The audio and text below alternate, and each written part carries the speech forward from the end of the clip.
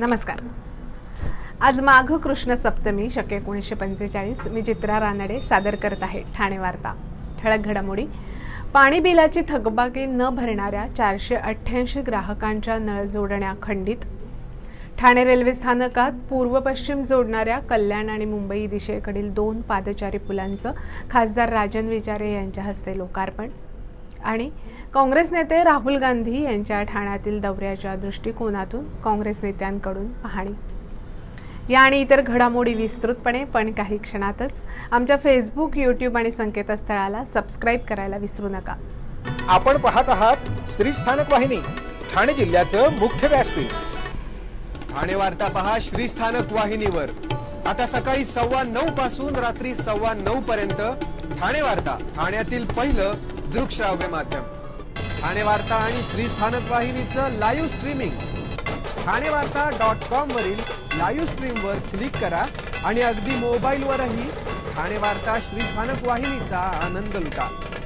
यासाठी आमचं app download करा। ठाणे वार्ता पहा श्री स्थानक वाहिनीवर। आता सकाळी 9:15 पासून रात्री 9:15 पर्यंत ठाणे वार्ता, ठाण्यातील पहिलं दृकश्राव्य माध्यम। आपण पाहत आहात श्री स्थानक वाहिनी, ठाणे जिल्ह्याचं मुख्य व्यासपीठ। पाणी बिलाची थकबाकी न भरणाऱ्या 488 ग्राहकांच्या नळ जोडण्या खंडित करण्यात आल्या आहेत। जलदेयके थकवणाऱ्यांवर ठाणे महापालिकेच्या पाणीपुरवठा विभागानं कारवाई सुरू केली असून 23 ते 29 फेब्रुवारी या काळात 488 नळ जोडण्या खंडित करण्यात आल्यात। तर 167 मोटर जप्त केल्या असून 24 पंप रूम सील करण्यात आली आहेत। थकीत घरगुती पाणी बिलांवर आकारण्यात आलेल्या प्रशासकीय आकारात 100% सवलत देण्याची योजना 31 मार्च पर्यंत वाढवण्यास महापालिका आयुक्त अभिजित बांगर यांनी मान्यता दिली आहे। महापालिकेला 2023-24 या आर्थिक वर्षात एकूण 223 कोटी रुपयांची पाणी देयकं वसूल होणं अपेक्षित आहे। त्यात 88 कोटी रुपयांची थकबाकी असून 134 कोटी रुपये चालू वर्षाची पाणी देयकं आहेत। त्यापैकी 22 कोटी रुपयांची थकबाकी तर 59 कोटी रुपये चालू वर्षाची देयकं असं एकूण 81 कोटी रुपये वसूल झाले आहेत। 31 मार्च पर्यंत सुमारे 141 कोटी रुपयांची वसुली करण्याचं आव्हान पाणीपुरवठा विभागासमोर आहे। जे घरगुती नळ संयोजन धारक 31 मार्च पर्यंत थकीत पाणी बिल चालू वर्षाच्या बिलासह एकत्रित जमा करतील त्यांना त्या थकीत बिलावरील प्रशासकीय आकारातून 100% सवलत दिली जाणार आहे। ही योजना ज्यांनी देयकं यापूर्वीच जमा केली आहेत त्यांना तसंच व्यावसायिक नळजोडणी धारकांसाठी लागू नसल्याचंही महापालिकेनं कळवलंय।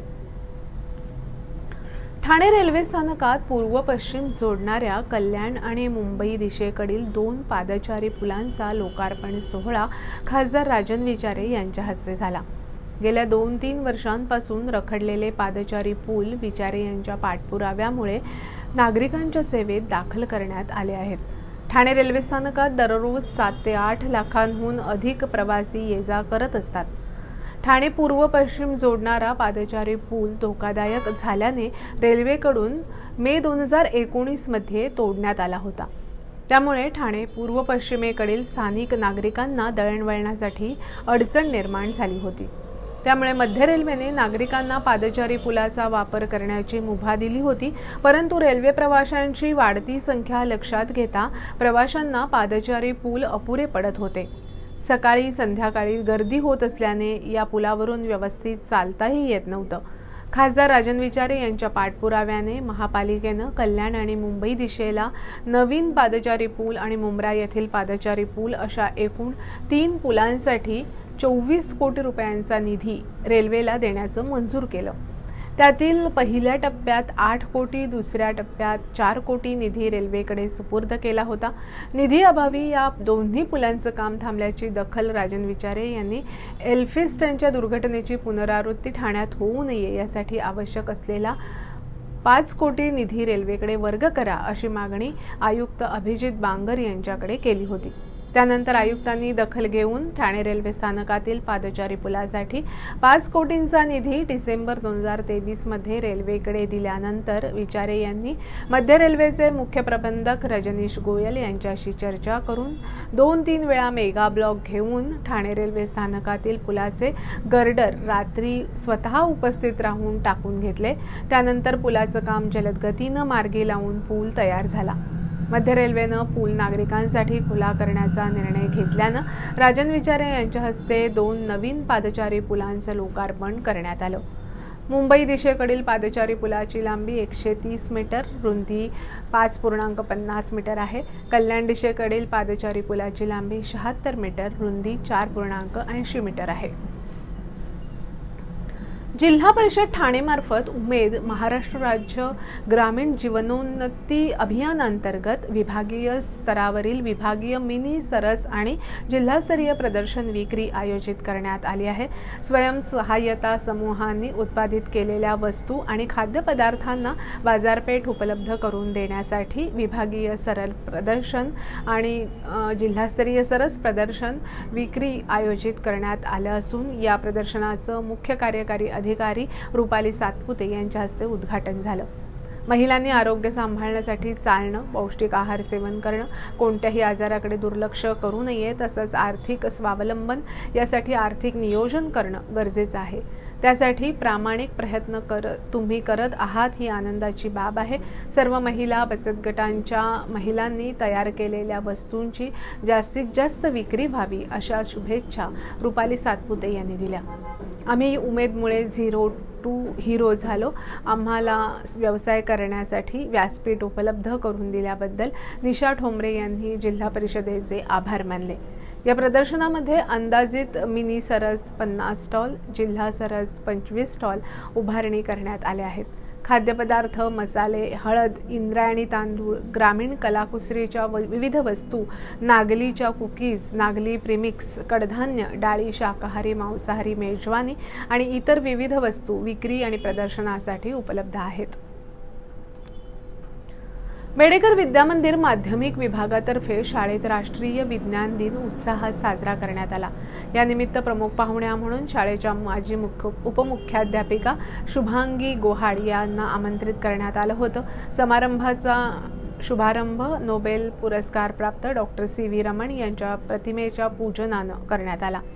विज्ञान दिनानिमित्त विद्यार्थ्यांनी विविध शास्त्रज्ञांच्या कार्याची ओळख, भारतीय सण आणि विज्ञान यांचा परस्पर संबंध, विज्ञान कथा आदी विषयांवर भाषण केलं। तसंच अंधश्रद्धा निर्मूलनावर एकपात्री एकांकिका सादर केली। शुभांगी गोहाड यांनी भावी पिढीने भारताची विज्ञानातील वाटचाल अजून सशक्त कशी करता येईल याबाबतीत मार्गदर्शन केलं। या कार्यक्रमाचं आयोजन देवघरे, शिरापुरी, झंजाड, धोत्रे, माने इत्यादी विज्ञान शिक्षकांनी केलं होतं।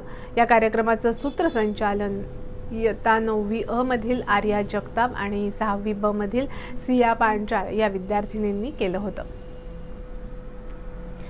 यापुढील घडामोडी एका छोट्याशा ब्रेक नंतर कुठेही जाऊ नका, पाहत रहा फक्त ठाणे वार्ता। ठाणेकर मालमत्ता करदात्यांसाठी करातील व्याज माफी अभय योजना। सदर योजनेस मुदतवाढ मिळाली असून ती दिनांक 15 जानेवारी 2024 पर्यंत वाढीव मुदत देण्यात आली आहे।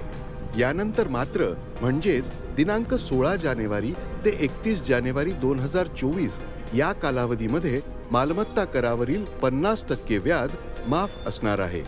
तरी सदर व्याज माफीच्या अभय योजनेचा ठाणेकर करदात्यांनी लाभ घ्यावा। महानगरपालिकेच्या कोणत्याही संकलन केंद्रावर कर भरण्याची सोय आहे। ATM, डेबिट, क्रेडिट कार्डद्वारे कर भरण्याची सुविधा उपलब्ध करून देण्यात आली आहे। सोमवार ते शनिवार या दरम्यान सकाळी 10:30 ते सायंकाळी 5 वाजेपर्यंत संकलन केंद्राची वेळ असून करदात्यांच्या सोयीसाठी रविवारी संकलन केंद्र सकाळी 10:30 ते दुपारी 1:30 वाजेपर्यंत सुरू ठेवण्यात येत आहे। यासोबतच ठाणे महानगरपालिकेच्या propertytax.thanecity.gov.in या संकेतस्थळावर ऑनलाईन पद्धतीने मालमत्ता कर भरण्याची सुविधा उपलब्ध करून देण्यात आली आहे। तसेच गुगल पे, फोन पे, पेटीएम आणि भीम ॲपद्वारे आपला कर सुलभतेने जमा करू शकता। ठाणे महापालिका क्षेत्रातील सर्व करदात्यांना विनंती आहे की आपण या व्याज माफी अभय योजनेचा जरूर लाभ घ्या आणि आपला मालमत्ता कर लवकरात लवकर महापालिकेमध्ये जमा करून महापालिकेस सहकार्य करा। ब्रेक नंतर आपलं पुन्हा एकदा स्वागत। कल्याण डोंबिवली महापालिका प्रशासनाकडून 3 महिन्यांसाठी करदात्यांकरता अभय योजना पुन्हा राबवली जाणार आहे। कल्याण डोंबिवली महापालिका प्रशासनाकडून आर्थिक वर्षाच्या सुरुवातीला 3 महिन्यांसाठी अभय योजना राबवण्यात आली होती। मात्र या काळात ही योजना वापरकर्त्यांपर्यंत पोहोचली नसल्यानं वापरकर्त्यांना या योजनेचा लाभ घेता आला नव्हता। यासाठीच महापालिकेच्या उत्पन्नात भर घालण्याबरोबरच करदात्यांनाही लाभ मिळावा यासाठी अभय योजना राबवली जाणार असल्याची माहिती पालिका आयुक्त इंदुराणी जाखड यांनी दिली आहे। शासनाच्या शासन आपल्या दारी उपक्रमाची सांगता मुख्यमंत्री एकनाथ शिंदे, उपमुख्यमंत्री देवेंद्र फडणवीस यांच्यासह मंत्रिमंडळातील अनेक मंत्र्यांच्या उपस्थितीत डोंबिवलीत उद्या होणार आहे। 29 जानेवारीपासून कल्याण डोंबिवली महापालिका क्षेत्रात शासन आपल्या दारी उपक्रमाच्या माध्यमातून शासनाच्या विविध योजनांचा लाभ गरजू नागरिकांना दिला जात आहे। आतापर्यंत 29,000 नागरिकांनी या योजनेचा लाभ घेतला असून या लाभार्थ्यांना या कार्यक्रमात प्रमाणपत्र दिलं जाणार आहे। तर या निमित्तानेच डोंबिवली शहरातील कॅन्सर रुग्णालय, मासळी मार्केट, अभ्यासिका यासारख्या विविध कामांचं भूमिपूजन आणि लोकार्पणही मुख्यमंत्र्यांच्या हस्ते होणार आहे। भारतीय मराठा महासंघातर्फे व्यवसाय करू इच्छिणाऱ्या मराठी माणसाकरता उद्योग आघाडी या विशेष सेवा व्यवस्थेची निर्मिती करण्यात आली असून 5 मार्चला या उद्योग आघाडीचं लोकार्पण मुख्यमंत्री एकनाथ शिंदे यांच्या हस्ते होणार असल्याची माहिती एका पत्रकार परिषदेत राष्ट्रीय प्रवक्ता आणि प्रदेश सरचिटणीस राजन गावण यांनी दिली। उद्योग आघाडी या व्यवस्थेद्वारा उद्योग व्यवसाय करू इच्छिणाऱ्या प्रत्येक मराठी स्त्री पुरुषासाठी उद्योजक बनण्याच्या प्रत्येक पायरीवरील संपूर्ण सेवा आणि सहाय्य प्रदान केलं जाणार आहे। आजच्या जगात उद्योग करण्याच्या अनेक संधी उपलब्ध असूनही अपुऱ्या माहिती आणि साधनांमुळे सर्वसामान्य मराठी माणूस उद्योजक बनण्याचं धाडस करताना घाबरतो अथवा थांबतो। अशा वेळेला त्याच्या समुपदेशनापासून ते त्याच्या उद्योजक बनण्याच्या प्रत्येक पायरीवर भारतीय मराठा महासंघाची उद्योग आघाडी त्याच्या जोडीला उभी राहणार आहे। अगदी व्यवसायाच्या माहितीपासून प्रकल्प अहवाल, शासकीय योजनांचे लाभ, वित्तीय संस्थांकडून अर्थसहाय्य आणि उद्योग उभा राहिल्यानंतरही निगराणीपर्यंतच्या सर्व सेवा दिल्या जाणार आहेत अशी माहिती राजन गावण यांनी दिली। केवळ आरक्षणावर अवलंबून न राहता समाजातील तरुण, होतकरू, पुरुष आणि महिलांना स्वतःचं असं लहान मोठे उद्योग उभारून त्याद्वारा सक्षम करण्यासाठी, त्यांना सर्वांगीण मदत करण्यासाठी भारतीय मराठा महासंघाने एक उपक्रम म्हणून उद्योग आघाडी हा विभाग सुरू करण्याचं ठरवलं आहे। या कार्यक्रमात शिवसामर्थ्य अभियानांतर्गत चालत्या फिरत्या अधिकृत व्यवसायासाठी 4 चाकी आणि 3 चाकी वाहनांवरील विविध व्यवसाय संधी प्रदर्शित केल्या जाणार आहेत। सोबत उद्योगासाठी आवश्यक विविध परवान्यांचे सहाय्यता कक्ष असणार आहेत। निस्सीम शिवभक्त सेवेकरी आणि नाशिकमधील शिवविचार प्रेरित समाजसेविका संगीताताई सोनावणे, लक्षवेध या मराठी उद्योजकांच्या संस्थेचे संस्थापक प्रमुख अतुल राजोळी, अवनी या मराठी लघु उद्योजकांच्या फूड व्हॅन साखळीचे प्रमुख अनिल फोंडेकर, युवा सहकार या अत्यंत अभिनव आणि सहकार चळवळीचे संस्थापक प्रमुख रामकृष्ण पाटील, चंद्रशेखर चव्हाण या गुणवंत मान्यवरांचा यावेळी गौरव केला जाणार आहे। ठाणे जिल्हा हाऊसिंग फेडरेशन आणि विभागीय सहनिबंधक सहकारी संस्था कोकण विभाग तसंच जिल्हा उपनिबंधक सहकारी संस्था यांच्या संयुक्त विद्यमानं जिल्ह्यातील प्रलंबित हाऊसिंग तक्रारींसाठी आयोजित केलेल्या हाऊसिंग अदालतीला उदंड प्रतिसाद मिळाला।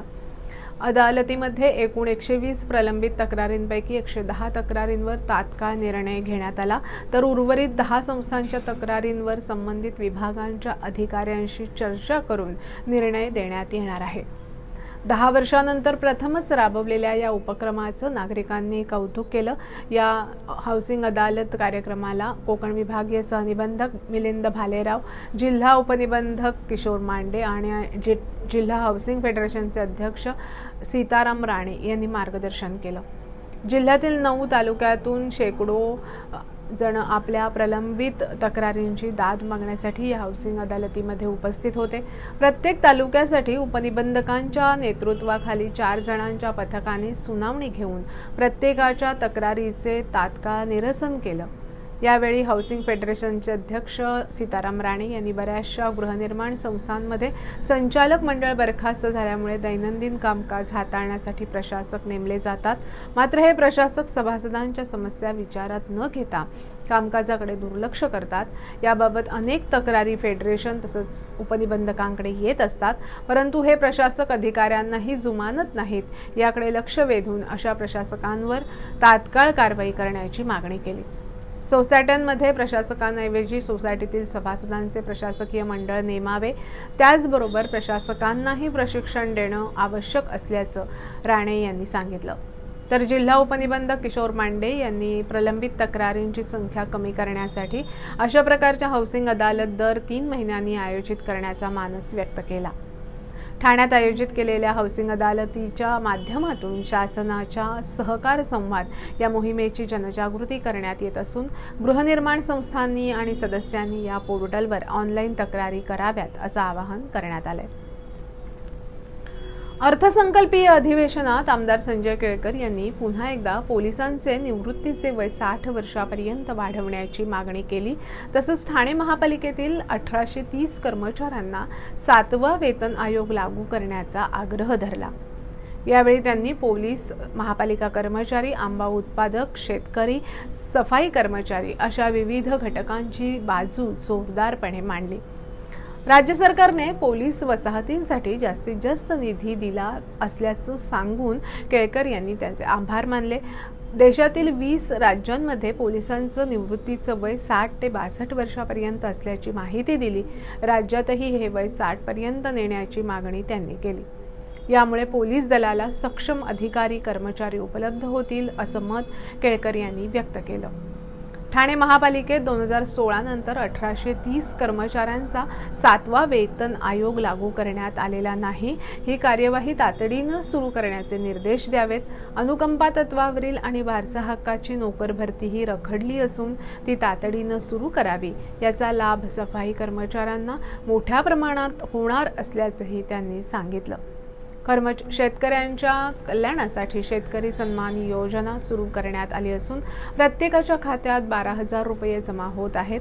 अर्थसंकल्पातही शेतकऱ्यांसाठी मोठी तरतूद करण्यात आली आहे। अशा वेळी कंबरडे मिळालेल्या आंबा उत्पादक शेतकऱ्यांनाही अनुदान देऊन दिलासा देण्याची गरज असल्याचं मत केळकर यांनी व्यक्त केलं। केंद्र आणि राज्य सरकारच्या माध्यमातून शेतकरी आणि गरीब घटकांसाठी अनेक योजना राबवण्यात आल्या आहेत। देशातील 50 कोटी लोकांची जनधन खाती उघडण्यात आली आहेत। 50 कोटी लोकांना आयुष्मान योजनेअंतर्गत 5 लाख रुपयांपर्यंत वैद्यकीय खर्च उचलणारे कार्ड वितरित करण्यात आले आहे। गरीब कल्याण योजनेमुळे 25% कुटुंब गरिबी रेषेच्या वर आली आहेत, तर 80 कोटी लोकांना मोफत धान्य मिळत आहे। हे सरकार सर्वसामान्य जनतेचे सरकार आहे असंही संजय केळकर यांनी सांगितलं। काँग्रेस नेते राहुल गांधी यांची न्याय यात्रा सुरू असून ही न्याय यात्रा 16 मार्चला ठाण्यात येत असून जांभळी नाका इथे राहुल गांधी यांची सभा होणार आहे। गुजरात नंतर नंदुरबार मार्गे ही यात्रा राज्यात प्रवेश करत असून राहुल गांधी यांच्या ठाणे दौऱ्याची आखणी करण्यासाठी आज काँग्रेस नेते बाळासाहेब थोरात यांनी ठाण्यात येऊन राहुल गांधी यांच्या मार्गाची पाहणी केली। 2014 पासून नरेंद्र मोदी कारभार करत आहेत। देशापुढे अनेक प्रश्न असून लोकशाहीवर आघात होत आहे। या सर्व गोष्टींवर न्याय मागणारी ही न्याय यात्रा आहे। महाआघाडीची लोकसभेच्या जागा वाटप संदर्भात चर्चा सुरू असून भिवंडीच्या जागेवर काँग्रेसनं दावा केला आहे। शरद पवार राष्ट्रवादी काँग्रेसला भिवंडीची जागा हवी आहे, मात्र ही जागा काँग्रेसची असल्यामुळे ही जागा काँग्रेसलाच मिळाली पाहिजे असा दावा थोरात यांनी यावेळी केला। मूळ प्रश्नांपासून विचलित करण्यासाठी भारतीय जनता पक्ष जाती धर्माचं राजकारण करत असल्याचा आरोपही थोरात यांनी यावेळी केला। श्री स्थानक वाहिनी ठाणे जिल्ह्याचं मुख्य व्यासपीठ। ठाणे वार्ता पहा श्री स्थानक वाहिनीवर आता सकाळी 9:15 पासून रात्री 9:15 पर्यंत ठाणे वार्ता, ठाण्यातील पहिलं दृकश्राव्य माध्यम. ठाणे वार्ता आणि श्री स्थानक वाहिनीचं लाईव्ह स्ट्रीमिंग. ठाणेवार्ता.com वरील लाईव्ह स्ट्रीमवर क्लिक करा आणि अगदी मोबाईलवरही ठाणे वार्ता श्री स्थानक वाहिनीचा आनंद लुटा. यासाठी आमचं ॲप डाउनलोड करा. ठाणे वार्ता पहा श्री स्थानक वाहिनीवर. आता सकाळी 9:15 पासून रात्री 9:15 पर्यंत. ठाणे वार्ता, ठाण्यातील पहिलं दृकश्राव्य माध्यम. आपण पाहत आहात श्री स्थानक वाहिनी, ठाणे जिल्ह्याचं मुख्य व्यासपीठ. आपण आपले कार्यक्रम अथवा बातम्या आम्हाला ठाणेवार्ता@gmail.com या आमच्या ईमेलवर कळवू शकता. ठळक घडामोडी शेवटी पुन्हा एकदा. पाणी बिलाची थकबाकी न भरणाऱ्या 488 ग्राहकांच्या नळ जोडण्या खंडित. ठाणे रेल्वे स्थानकात पूर्व पश्चिम जोडणाऱ्या कल्याण आणि मुंबई दिशेकडील 2 पादचारी पुलांचं खासदार राजन विचारे यांच्या हस्ते लोकार्पण. आणि काँग्रेस नेते राहुल गांधी यांच्या ठाण्यातील दौऱ्याच्या दृष्टिकोनातून काँग्रेस नेत्यांकडून पाहणी. या होत्या ठाणे वार्ता. आपली एखादी बातमी पाहायची राहून गेल्यास आपण ठाणेवार्ता.in या आमच्या संकेतस्थळाला अथवा फेसबुक पेज तसंच यूट्यूब चॅनेललाही अवश्य भेट द्या. मग पुन्हा भेटू पुढील बातमीपत्रात, फक्त श्री स्थानक वाहिनीवर. धन्यवाद.